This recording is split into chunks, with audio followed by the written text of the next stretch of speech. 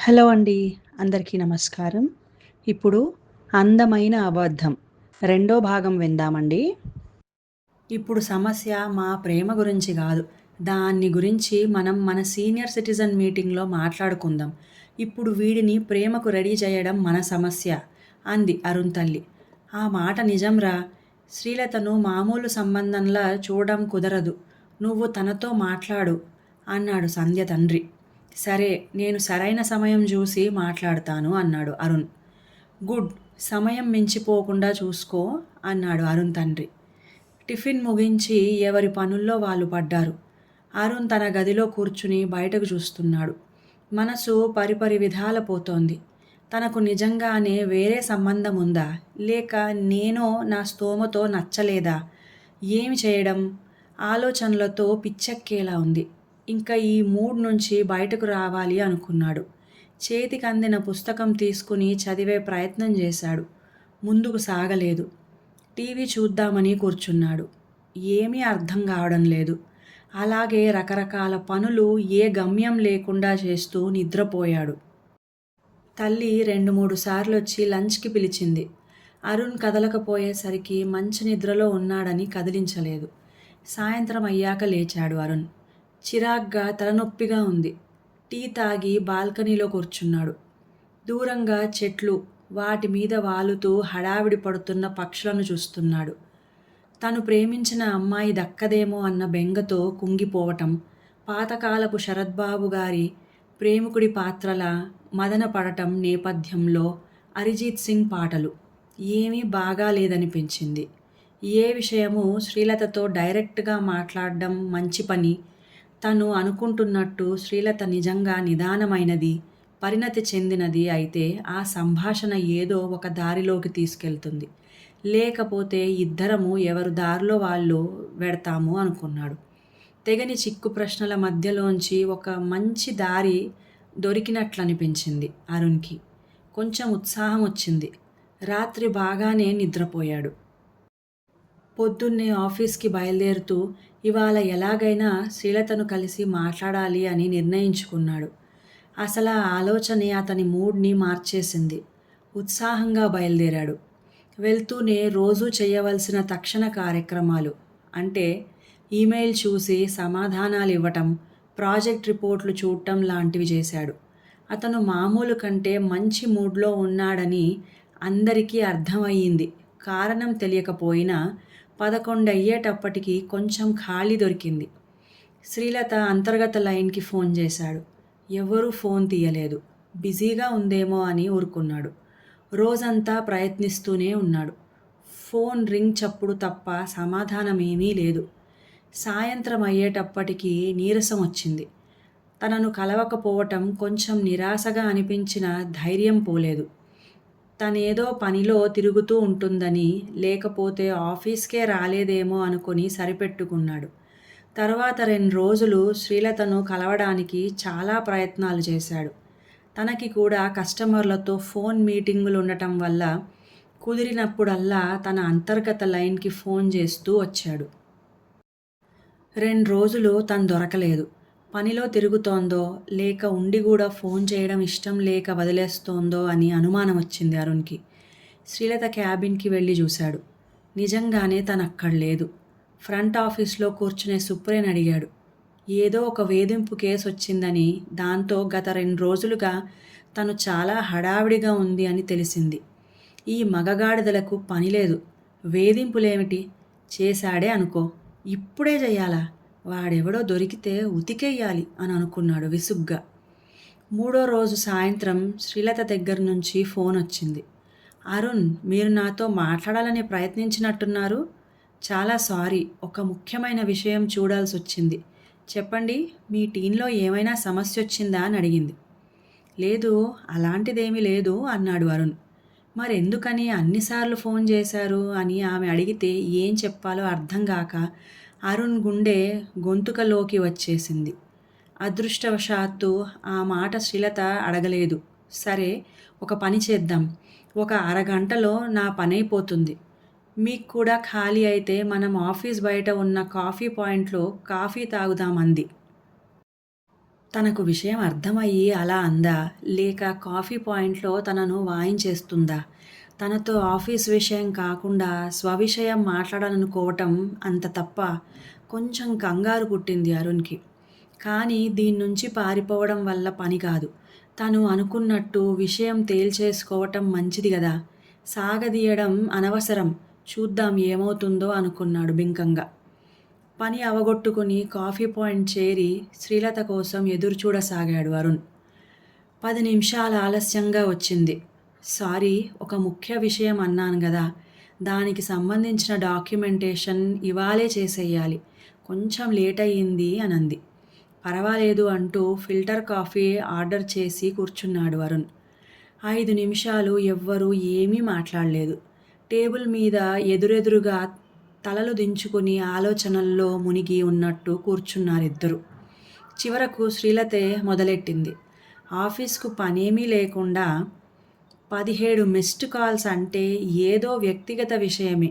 మీరు చెప్తారా లేక నేను ఊహించి మొదలెట్టనా అని అడిగింది కొంచెం గొంతులో నవ్వు తెచ్చుకుంటూ. అరుణ్ ఏమీ అనలేదు. ఏమనాలో తెలియటం లేదు.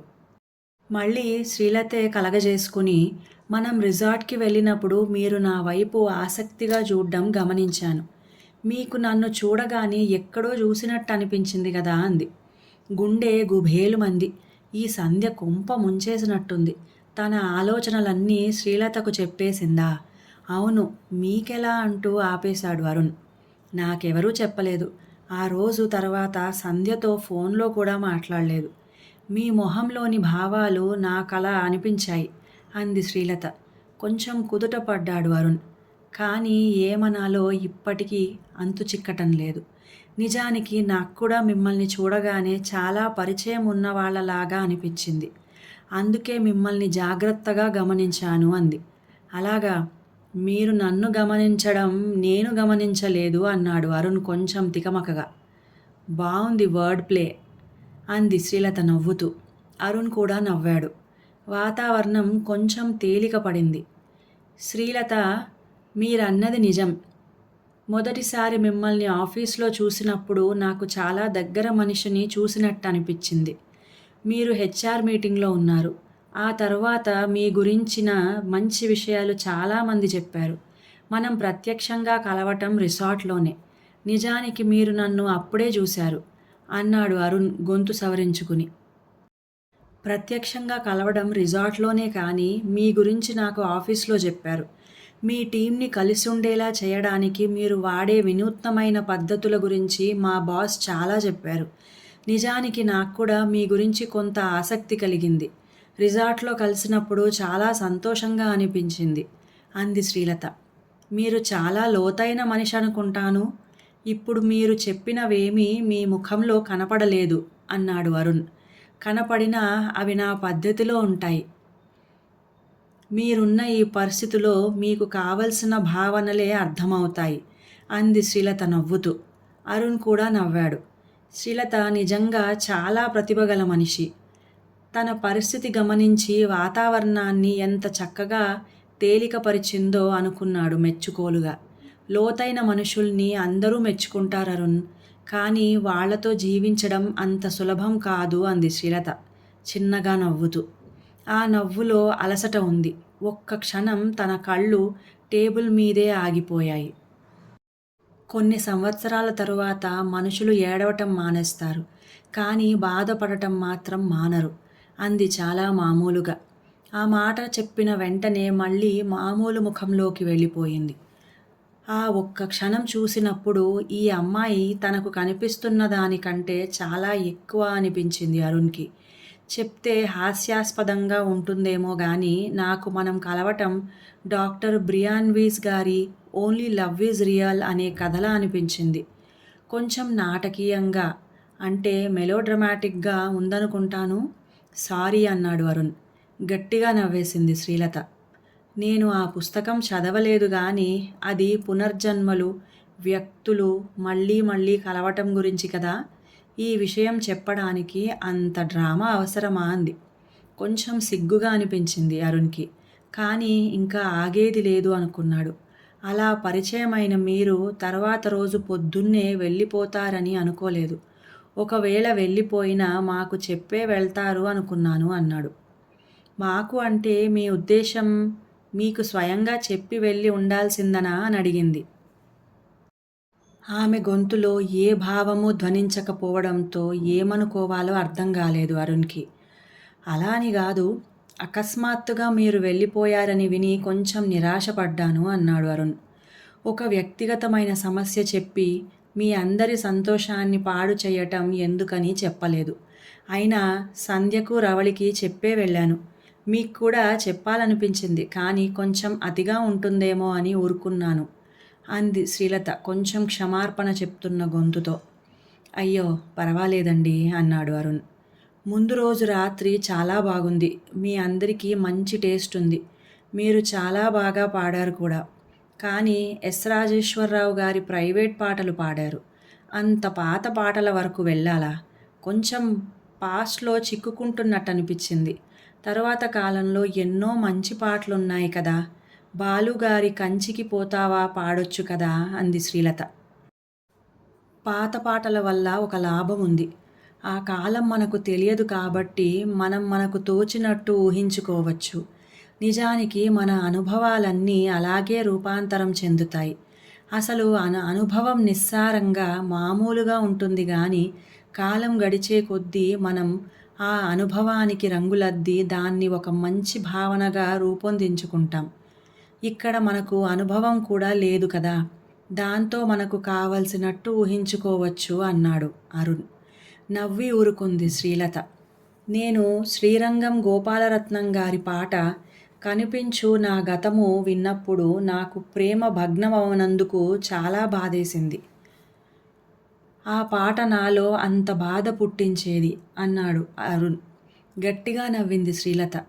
నేను అనుకున్న దానికంటే పెద్ద భావుకులే.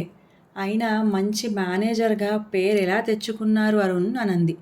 నవ్వాడు అరుణ్. సంభాషణ సాగుతుండడం కొంచెం సంతృప్తి ఇచ్చినా ముందుకు కదలకుండా అక్కడక్కడే గుడుగుడు గుంజం ఆడటం కొంచెం చిరాకు తెప్పించింది. ఓ అన్నాడు గంభీరంగా ఏదో చెబుదామని. కానీ ఏం చెప్పాలి? ఒక్కసారిగా నేను నిన్ను ప్రేమిస్తున్నాను అనేయాలా? అది హాస్యాస్పదంగా ఉండదు? గందరగోళంగా అనిపించింది అరుణ్కి. సో అంటూ రెట్టించింది శ్రీలత. తర్వాత గట్టిగా నవ్వేసింది ప్రశ్నార్థకంలా ఉన్న అరుణ్ మొహం చూసి. తర్వాత ఏమిటి అనేది మీ ప్రశ్న అంది. అవును, నాకు ఊరికే అలా తిరగటం, ఏ లక్ష్యం లేకుండా ఉండటం నచ్చదు అన్నాడు. ఒక్కసారి ఏ లక్ష్యం లేకుండా ఉండి చూడండి, భలే సరదాగా ఉంటుంది అంది శ్రీలత నవ్వుతూ. అరుణ్కి నవ్వు రాలేదు. అసహనం పెరిగిపోతోంది. అది గుర్తించినట్టు శ్రీలత సారీ మనం ఈ బంధానికి ఏదో పేరు పెట్టాలి. ఆఫీస్ కొలీగ్స్ ముందే అయ్యాము, స్నేహితులం రిసార్ట్లో అయ్యాము, ఇంకా ఈ కొత్త బంధాన్ని మనాలి. అది తెలిస్తే మీకు కావలసిన లక్ష్యం దొరుకుతుంది అంది. ఏమీ అర్థం కాలేదు అరుణ్కి. ఏమిటి అమ్మాయి ఎక్కడకు తీసుకెళ్తోంది ఈ సంభాషణని? కొంపదీసి తను ప్రేమిస్తున్నానని చెప్పేయదు కదా. కంగారు పడిపోయాడు. ఒక పని చేద్దాం, ఇప్పుడు లేట్ అవుతోంది, రేపు సాయంత్రం కొంచెం తొందరగా బయటకు రాగలరా? మనం ఈ సంభాషణని ముందుకు తీసుకెళ్దాం అంది. బాగా సాగుతున్న విషయం అకస్మాత్తుగా వాయిదా పడడంతో నిరాశపడ్డాడు అరుణ్. ఈ విషయం ఇప్పుడే తేలిపోతే బావుండేది అనుకున్నాడు. ఇది అంత తొందరగా తేలే విషయం కాదు అరుణ్, కొంచెం ఓపిక పట్టాలి. సారీ అంది శ్రీలత అరుణ్ మొహంలో మారుతున్న భావాలను గమనించి. సరే, రేపు నేను 3:30కు ఖాళీ అవుతాను అన్నాడు. 3:30కు ఇక్కడే కలుద్దాం. ఇక్కడే మాట్లాడుకుందామా లేక ఎక్కడికైనా వెళ్దామా? ఆలోచిద్దాం అంది శ్రీలత కదులుతూ. వాళ్ళ సంభాషణ గురించి విని అరుణ్ తల్లి సంధ్య నానా అల్లరి చేశారు. ఒరేయ్, నీకన్నా శ్రీలతే ధైర్యవంతురాలురా. రేపు నీకు ఐ లవ్ యూ చెప్పేస్తుంది అంది సంధ్య. అలాంటి పిల్ల నాకు కోడలుగా వస్తే ఇంకా దిగులుండదు. వీడి ముక్కుకి తాడు పడినట్టే. జాగ్రత్తగా చూసుకుంటుంది అంది అరుణ్ తల్లి మురిపెంగా. అంతవరకు జరిగిన సంభాషణలు మళ్ళీ మళ్ళీ తలుచుకున్నాడు. దాన్నుంచి ఏం అర్థం చేసుకోవాలో తెలియడం లేదు. ఒక పక్క శ్రీలతకు కూడా తనంటే ఇష్టం అనిపిస్తోంది.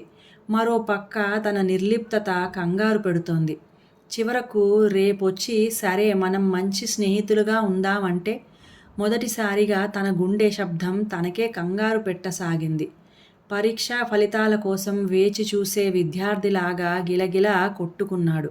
ఆ రాత్రి ఆందోళనతో నిద్ర పట్టలేదు. తర్వాత రోజు అరుణ్ మనసులో లేదు. కుదిరినన్ని పనులు తరువాత రోజుకి వాయిదా వేశాడు. తప్పనిసరి విషయాలు తొందరగా ముగించేశాడు. రోజులో 29 సార్లు గడియారం చూశాడు. 4 సార్లు సంధ్యకు ఫోన్ చేశాడు. 5 సార్లు సంధ్య తిట్లు తిన్నాడు. అనుకున్న టైం అయ్యింది. గబగబా కాఫీ పాయింట్కి చేరాడు అరుణ్. శ్రీలత అప్పటికే అక్కడ ఉంది. అద్భుతం అనుకున్నాడు. అయితే భయం మాత్రం పెరిగింది. ఏం చేద్దాం? ఇక్కడే మాట్లాడుకుందామా లేక ఎక్కడికైనా వెళ్దామా అని అడిగింది. బీచ్కి వెళ్దాం అన్నాడు అరుణ్. మాట్లాడకుండా బీచ్కి చేరారిద్దరు. ఇప్పుడు చెప్పండి అరుణ్ అంది శ్రీలత. చాలా నిదానంగా కనిపించింది. ఈ ఆడపిల్లలు అసాధ్యులు. ఎంతో భోలాగా కనిపించే సంధ్య కూడా మనసులో మాట బయటకు తెలియనివ్వదు అనుకున్నాడు అరుణ్. మీరే చెప్పాలి. మనిద్దరికీ ఒకరిని చూస్తే మరొకరికి తెలిసిన మనిషి అనిపించింది. దానికి కారణం తెలియదు. తరువాత అన్నాడు శ్రీలతతో. తర్వాత ఏమీ ఉండదు. అలా ఎందుకు అనిపించింది తెలియాలి. కానీ మనం ఇప్పుడు పాస్ట్ లైఫ్ రిగ్రెషన్ చెయ్యలేం కదా. ఇంకేం చెయ్యాలి అంది శ్రీలత. నేను చెప్తాను. మన ఇద్దరము 25 ఏళ్ళు దాటిన వాళ్ళమే. మేనేజర్లుగా పనిచేస్తున్నాం. అంటే బాధ్యత తీసుకోవడం తెలుసు. అందువల్ల మన ఇద్దరి మధ్య భావన ఒక యవ్వనపు ఆకర్షణ కాదు. ఆ విషయం తెలిస్తే చాలు. ఖచ్చితంగా అదేమిటో తెలియకపోయినా పర్వాలేదు అన్నాడు. బావుంది. తర్వాత అంది శ్రీలత కొంచెం మెచ్చుకోలుగా చూస్తూ. ఇది ప్రేమో కాదో అనవసరం. నేను పెళ్లి చేసుకోవాలనుకుంటున్నాను. మన ఇద్దరి మధ్యలో ఒక రకమైన ఆకర్షణ ఉంది. అది ఒక దీర్ఘకాలిక బంధం ఏర్పడేందుకు దోహదం చేస్తుందేమో అనిపిస్తోంది. సో నేను మిమ్మల్ని పెళ్లి చేసుకోవాలనుకుంటున్నాను. మీరేమంటారు అని అడిగాడు సూటిగా. సాహసం చేశావురా డింబక అంది శ్రీలత నవ్వుతూ. అంతలోనే సారీ అంది వివర్ణమైన అరుణ్ మొహం చూసి. అరుణ్కి కంగారుగా ఉంది. జోకులు విని ఆనందించి చేసే పరిస్థితిలో లేడు. జోకులు కాదు, సమాధానం కావాలి అన్నాడు. అబ్బో ఎంత కంగారో. మీకు సంబంధించి ఒక ప్రపోజల్ పెట్టారు. దానికోసం రాత్రంతా ఆలోచించి ఉంటారు. చాలా కంగారు పడుంటారు. దానికి నేను ఒక్క మాటలో జవాబు చెప్పాలా? అన్యాయం గదా అంది లత. అరుణ్ ఏమీ అనలేదు. అది నేను ఒక్క మాటలో చెప్పలేను. 3 అడుగులు నడవాలి. పర్వాలేదా అని అడిగింది. తస్సదియ్యా, ఈవిడ పిల్ల పజిలా అనుకున్నాడు. సరే అన్నాడు చేసేదేమీ లేక. ముందీ బంధానికి పేరు పెడదాం. అది మొదటి అడుగు అంది శ్రీలత. సరే, పెళ్లి ప్రతిపాదన ఇది అన్నాడు అరుణ్. బావుంది. చాలా తొందరగా మొదటి అడుగు వేసేశాం. ఇంకా రెండో అడుగు. నేను మీ ఇంటికొచ్చి మీ అమ్మా నాన్నని కలుస్తాను. మీరు మా ఇంటికొచ్చి మా అమ్మని గలవండి అంది. కథ అంత సొగసుగా సాగుతుండడం ఎంతో సంతోషాన్నిచ్చింది అరుణ్కి. అది అతని మొహంలో కనిపిస్తోంది. సరే ఎప్పుడు అని అడిగాడు. తొందరగా ఉందా అని అడిగింది శ్రీలత ఆట పట్టిస్తున్నట్టు. నవ్వుతూ తలొంచుకున్నాడు అరుణ్. ఎల్లుండి శనివారం నేను మీ ఇంటికి లంచ్కి వస్తాను అంది శ్రీలత.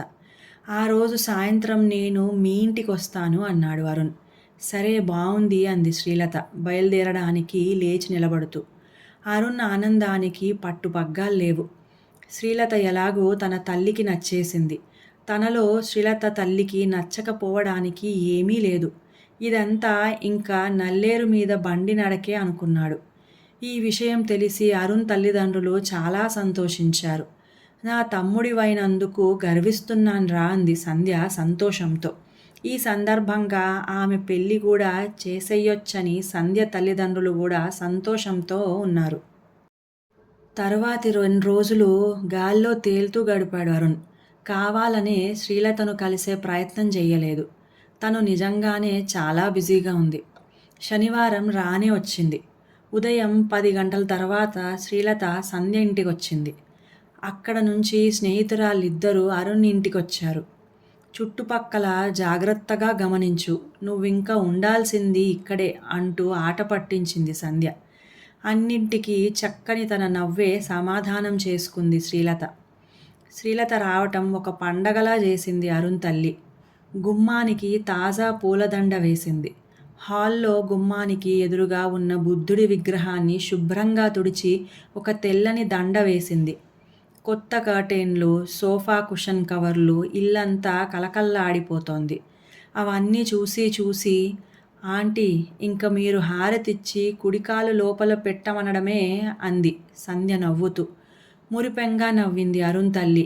నా తల్లే, మంచి మాటన్నావే అంటూ సంధ్య బుగ్గలు నిమిరింది. భోజనం ఏర్పాట్లు కూడా బాగా చేసింది. స్వీట్లు చేసింది, పులిహార చేసింది. అరుణ్ తండ్రి కూడా అందరితో కూర్చుని శ్రీలతతో మాట్లాడాడు. తన తండ్రి యూనివర్సిటీలో ప్రొఫెసర్ అని, తల్లి ఇంట్లోనే ఉంటుందని చెప్పింది శ్రీలత.